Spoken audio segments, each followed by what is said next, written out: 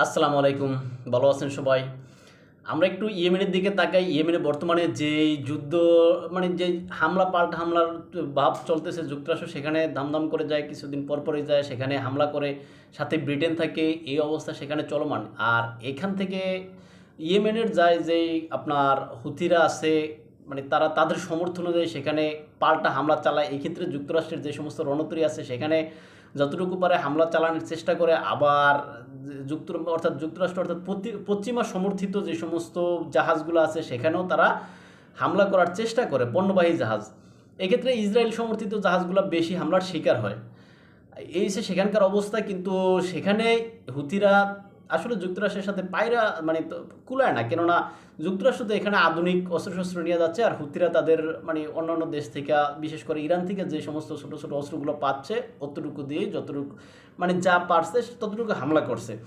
আর এই ছোটো ছোটো বা অল্প অল্প হামলা করেও ইরা এই যে ইয়েমেন যুক্তরাষ্ট্রের আপনার এই পর্যন্ত 17টা MQ-9 রেফার ড্রোন ভূপাতিত করছে। আর এই MQ-9, 17টা MQ-9 রেফার ড্রোনের দাম $527 মিলিয়ন।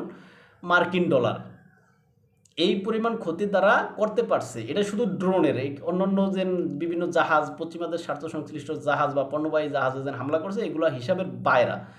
এখন এই পরিমাণ ক্ষতি করছে তারা। আর এইটা ডোনাল্ড ট্রাম্প ক্ষমতা আসার পর থেকে এই পর্যন্ত 3টি এই যে MQ-9 রেফার ড্রোন হুতিরা ভূপাতিত করতে পারছে বা ধ্বংস করতে পারছে। আর এর প্রতিক্রিয়া হিসেবে যুক্তরাষ্ট্র হামলা তো চালাইতেই আছে। সেই ক্ষেত্রে ক্ষতি আপনার ইয়েমেনের ক্ষতির পরিমাণ বেশি হচ্ছে। যেমন যুক্তরাষ্ট্র আপনার বোম মারতেছে, মনে করেন 100 কিলোর ওজনের বোম মারতেছে, সেখানে ইয়েমেন মনে করেন 1 কিলো পরিমাণের বোম দিয়ে তার জবাব দিচ্ছে, এরকম আর কি বিষয়টা। যাক, তারপরে ইয়েমেনের হুতিরা এখানে দৈমা যায়নি। তারা গাজার বা গাজাবাসীর সমর্থনে তারা সেখানে তাদের সমর্থ অনুযায়ী যতটুকু সমর্থ আছে অতটুকু নিয়েই সেখানে তারা এখনও টিকে আছে বা এখনও তারা জবাব দিয়ে যাচ্ছে। সর্বশেষ পর্যন্ত তারা দেখে নেওয়ার হুমকি দিয়ে রাখছে। যাক, দেখা যাক সেখানে কি হয়। আর এদিকে ইরান এবং যুক্তরাষ্ট্রের ভিতরে যে হুমকি দামকি চলতেছে, সেখানে হয়তো একটু স্থিমিত আসার চেষ্টা হইতেছে। কেননা ইরানের পররাষ্ট্রমন্ত্রী গতকাল বলেছেন যে, আব্বাস আরাকসি, তিনি গতকাল বলেছেন তারা কোনো পরমাণু অস্ত্র বানাবেন না বা বানানোর কোনো প্ল্যান তাদের নাই, এরকম একটা কথা বলছে।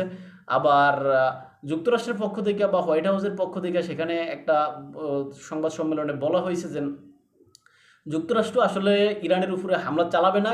এখানে মূলত ইরানকে চাপে রাখার জন্য বা আলোচনায় টিকে থাকার জন্য এরকম একটা যুদ্ধ ভাব তৈরি করে রাখছে, এরকম একটা মানে খবর তারা আসছে আর কি।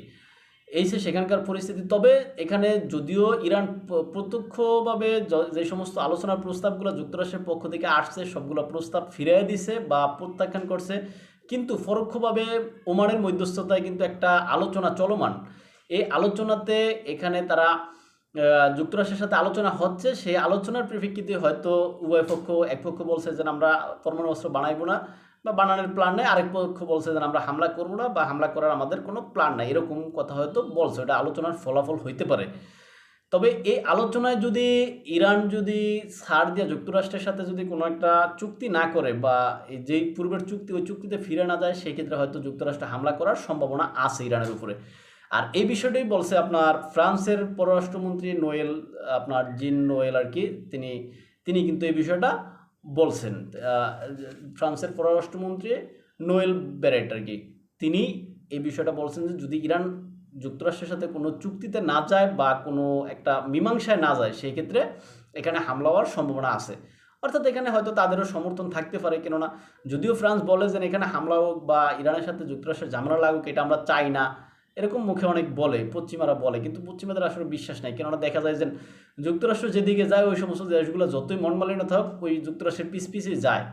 হ্যাঁ, বিশেষ করে এখানে হয়তো ইসরায়েল ইস্যুতে একটু আবার আরও বেশি অ্যাডভান্টেজ তারা যুক্তরাষ্ট্রের সাথে যাবে। কেননা যতই যা করুক যুক্তরাষ্ট্রের সাথে মনমালিন্য থাকলেও তারা ইসরায়েলের সাথে তাদের কোনো মনমালিন্য নাই, তাই ইসরায়েলকে সাপোর্ট দিতে তারা এক পা দাঁড়ায়। এখানে যুক্তরাষ্ট্র এখানে যতটা না ইরানের উপরে হামলা করতে ইচ্ছুক, তার থেকে বেশি ইচ্ছুক হয়েছে ইসরায়েল। এখানে যুক্তরাষ্ট্রকে যতটা পারে কান ফোড়া দিয়া চাইতেছেন যে ভাই তুমি হামলা করো, ইরান পরমাণু অস্ত্র বানায় লাইলো, বানায় ফালাইলো, তাই তুমি হামলা করো, এই সুযোগটা মানে এইভাবে ইসরায়েল তাদেরকে মানে কানফরা দিচ্ছে। কেননা এখানে ইসরায়েল যুক্তরাষ্ট্র যদি হামলা শুরু করে, এখানে ইসরায়েল মানে আপনার কিসের গতিতে বলবো, ধূমকেতুর গতিতে যায়া দাম দাম করে হামলা শুরু করে আসবে যুক্তরাষ্ট্রের সাথে। এটা এই সে সেখানকার পরিস্থিতি। তবে সেখানে পাল্টা হামলা না হোক, স্থিতিশীল থাকুক, বিশ্ব শান্তিতে থাকুক, এই আশাবাদ ব্যক্ত রেখে আমাদের আজকের ভিডিও অনুষ্ঠান এখানে শেষ করলাম।